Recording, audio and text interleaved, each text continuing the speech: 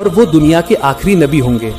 ए मूसा अलैहिस्सलाम, अल्लाह के नबी, मैं उनकी सोहबत हासिल करना चाहता हूँ।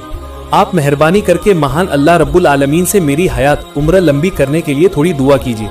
मैं चाहता हूँ कि मैं उस नबी के ज़माने तक जिंदा रह सकूँ और उनकी सोहबत हासिल कर सकूँ।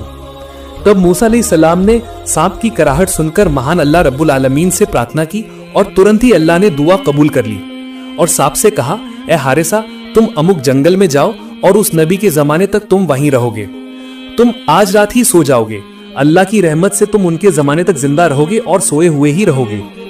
याद रखना, जिस ज़माने में तुम्हारी नींद टूटेगी वही ज़माना आखिरी नबी यानी नबी अहमद का ज़माना होगा। तब वो हारिसा सांप मूसा नबी के कहे अनुसार ही उस जंगल में जाकर गुफा के अंदर एक गड्ढे में सो गया। साल पर साल गुजरते गए, दौर बदलते गए, राजा बदलते गए। मूसा अलैहिस्सलाम का जमाना भी चला गया। उसके बाद कई नबी आए और वे भी चले गए। एक समय पर हजरत मोहम्मद सल्लल्लाहु अलैहि वसल्लम का जन्म हुआ और वो धीरे धीरे बड़े होते गए। उनके बचपन किशोर अवस्था से गुजरकर उन्होंने जवानी की उम्र में नबूवत प्राप्त की। ठीक उसी समय जंगल की गहराई में स्थित उस टीले यानी छोटी पहाड़ी के अंदर हारिसा नाम के सोए हुए सांप की नींद टूट गई। ऐसा लग रहा था जैसे किसी ने उसे जगाया हो। उसका दिल भर आया। उसके अंतर्मन में एक अजीब एहसास जाग उठा कि उनके प्यारे नबी हजरत मोहम्मद सल्लल्लाहु अलैहि वसल्लम इस दुनिया में तशरीफ आ चुके हैं।